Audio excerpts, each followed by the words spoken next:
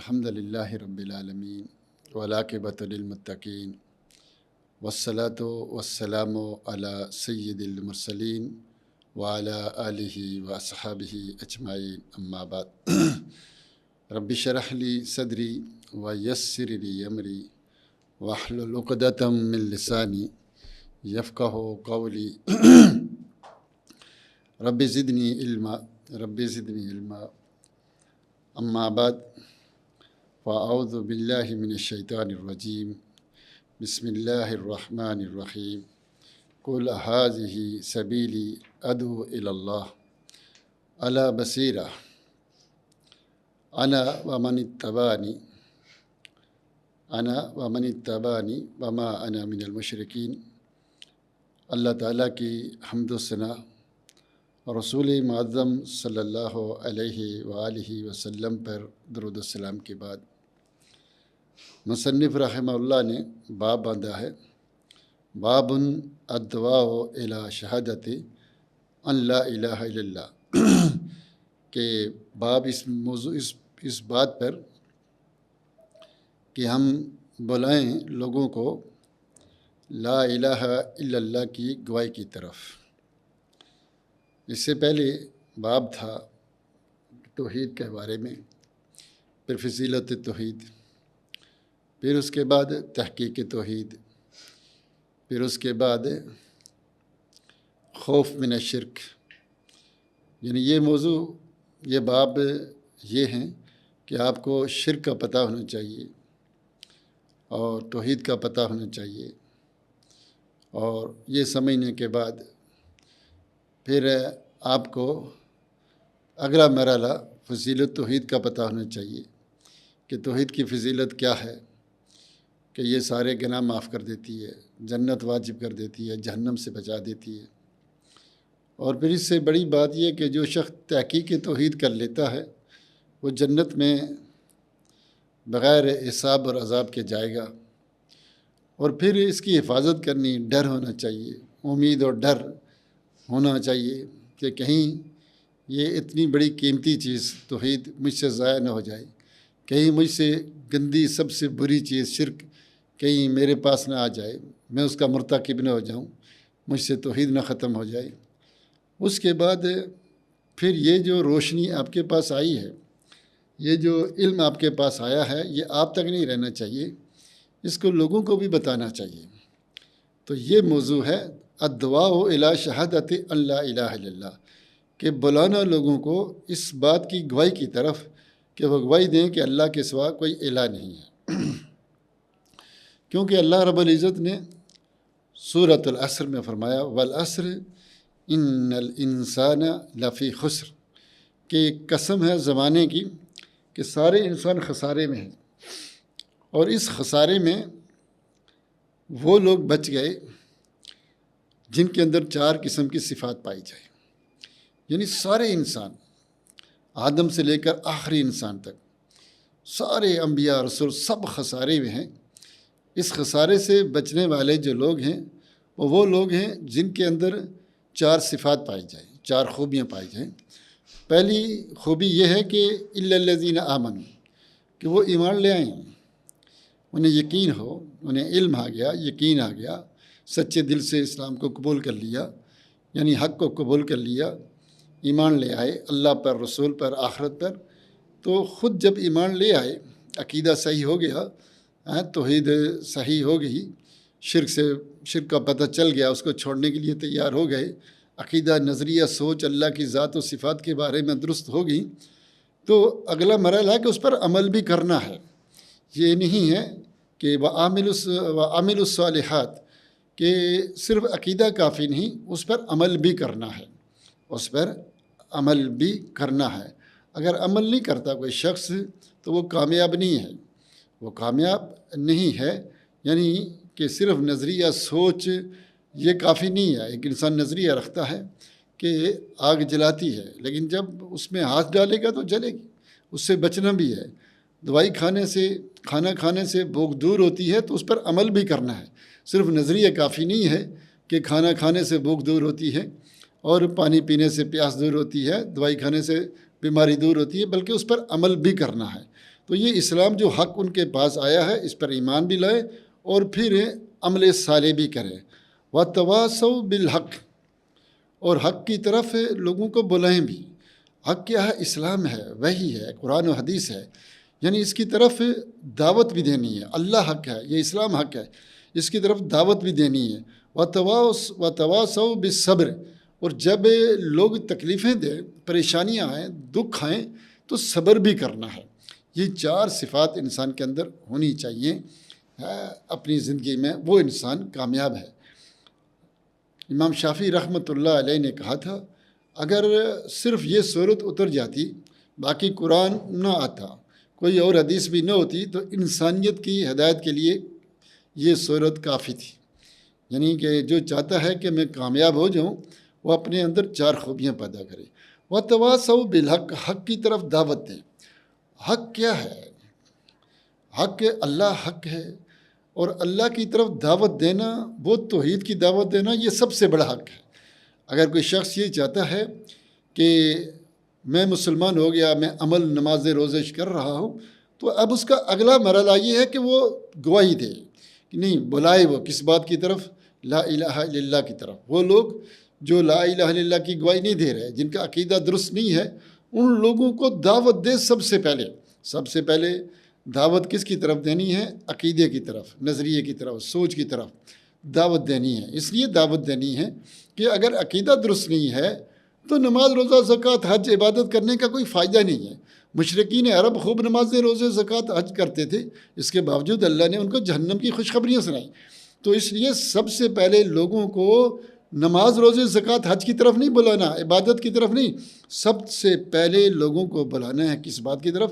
عقیدے کی طرف، تاکہ ان کے عمل قبول ہو۔ عقیدہ درست ہوگا، نظریہ سوچ اللہ کی ذات و صفات کے بارے میں، تب انسان کا عمل عبادت قبول ہوگی، ورنہ قبول نہیں ہوگی۔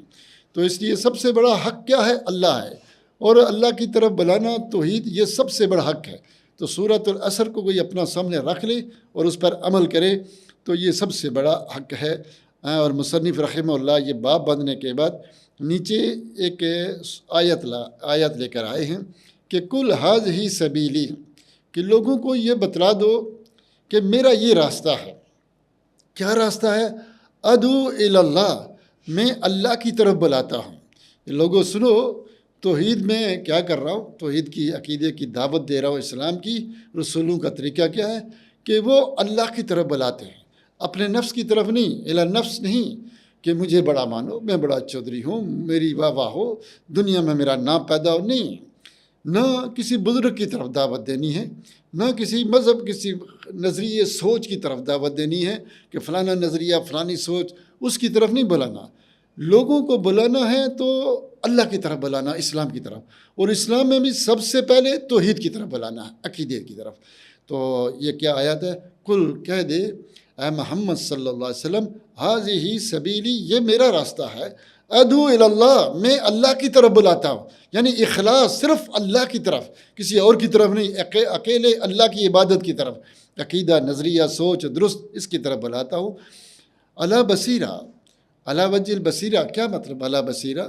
کہ دلیل کی بنیاد پر، علم کی بنیاد پر، برہان کی بنیاد پر، جہالت کی بنیاد پر نہیں، جہالت نہیں بلکہ دلیل ہو، جس بات کی طرف بلا رہے ہیں اس کے پر دلیل موجود ہو، قرآن سے، حدیث سے، صحابہ کا اجماع ہو، اس کی طرف میں بلاتا ہوں، یعنی دلیل کی بنیاد پر۔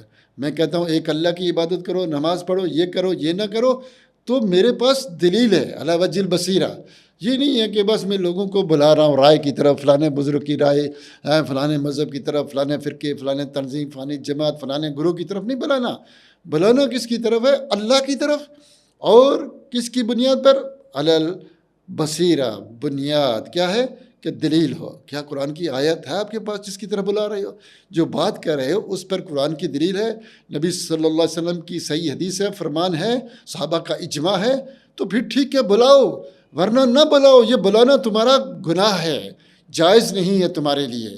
تو پھر اس کے بعد کیا فرمایا؟ علی بصیرہ انا و من اتبعنی، میں بھی اور جو میری پیروی کرتا ہے، یعنی میں محمد صلی اللہ علیہ وسلم اس کی طرف بلاتا ہوں، اور جو میری پیروی کرے ومن اتبعنی، جو میرے راستے پر چلے، میرے طریقے پر چلے، وہ بھی کیا کرے کہ وہ اللہ کی طرف بلائے، اور پھر دوسرا کام کیا کرے، وہ اللہ کی طرف بلائے تو اس کے پاس دلیل ہونی چاہیے. یہ نہیں کہ باپ دادا ایسے کرتے تھے، ہمارے گاؤں کا رواج ہے، میری عقل یہ کہتی ہے، میرا ذوق یہ کہتا ہے، میرا کشف یہ کہتا ہے، میرے بزرگ یہ کہتے ہیں. نہیں نہیں، دلیل ہو تمہارے پاس، بغیر دلیل کے تم نہیں بلاؤ. یہ گمراہی ہے، یہ حقیقت کے خلاف ہے. انا، اور یہ کون بلاتا ہے؟ جو رسولوں کے راستے پر موجود ہوتے ہیں وہ یہ کیا کرتے ہیں. پھر اس کے بعد فرمایا سبحان اللہ، اللہ پاک ہے اس بات سے. کس بات سے؟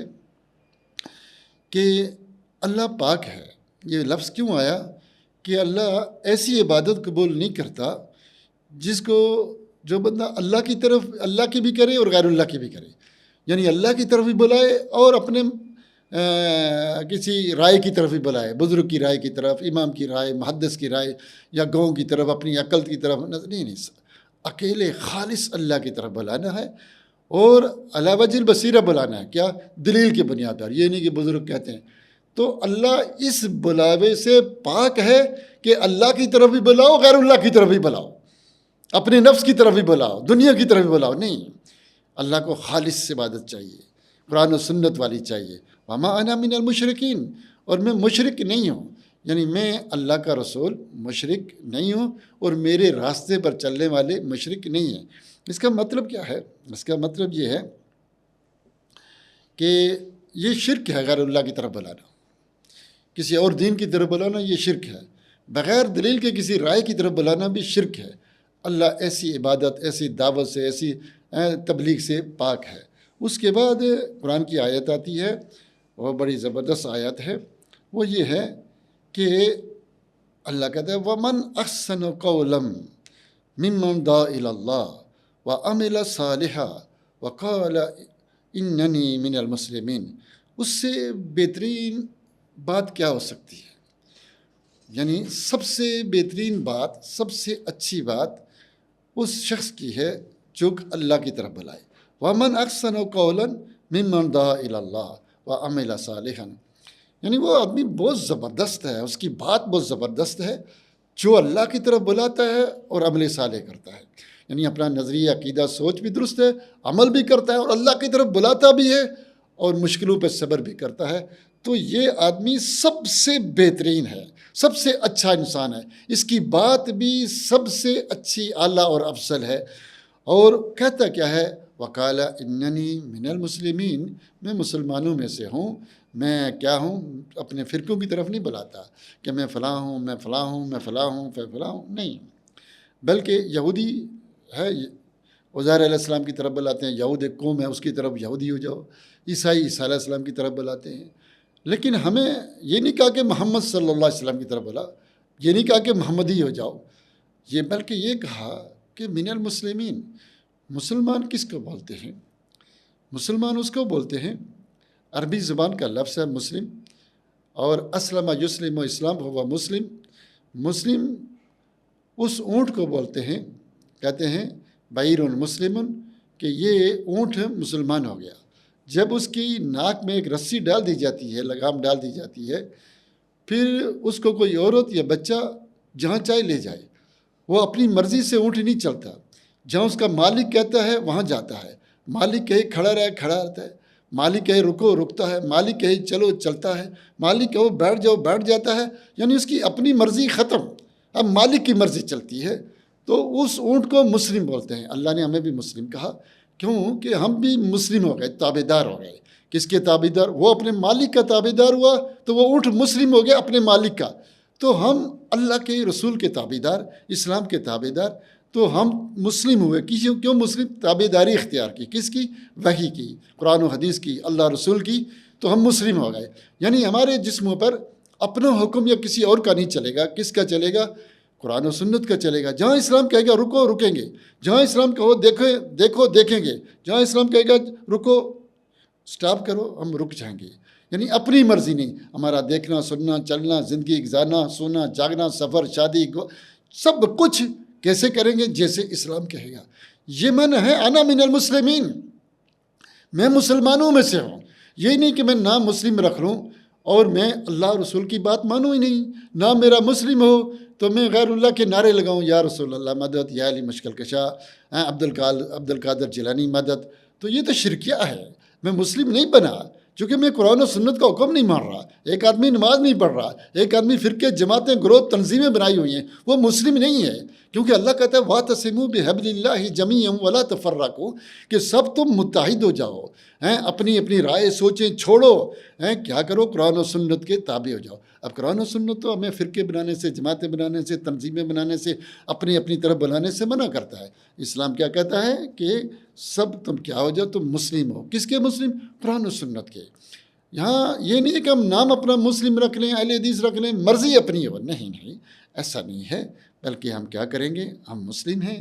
مسلم اس کو کہتے ہیں کہ بھائی جہاں میرے سامنے دلیل آ جائے گی قرآن و سنت سے، میرے ہاتھ اوپر، میں سلنڈر ہو گیا، اب میری مرضی نہیں چلے گی۔ اب کس کی چلے گی؟ اللہ رسول کی، کیونکہ اللہ رسول نے یہ کہہ دیا، میری مرضی نہیں چلے گی۔ تو ہم نے دعوت دینی ہے کس کی طرف؟ اللہ کی طرف ہے، رسول کی طرف، اسلام کی طرف، توحید کی طرف دعوت دینی ہے، اور یہ سب سے بہترین دعوت ہے۔ انسان اس حالت پر مرے تو جنت میں چلا جائے گا۔ تو پہلے توحید خود سیکھیں، پھر اس پر عمل کریں، پھر لوگوں کو دعوت دیں۔ دعوت دیتے ہوئے جو تکلیفیں آئیں، پریشانیاں آئیں، اس پر صبر کرو۔ اللہ تعالیٰ سے دعا ہے کہ اللہ تعالیٰ ہمیں قرآن و سنت کو سمجھنے، اس پر عمل کی توفیق دے۔ آمین یا رب العالمین۔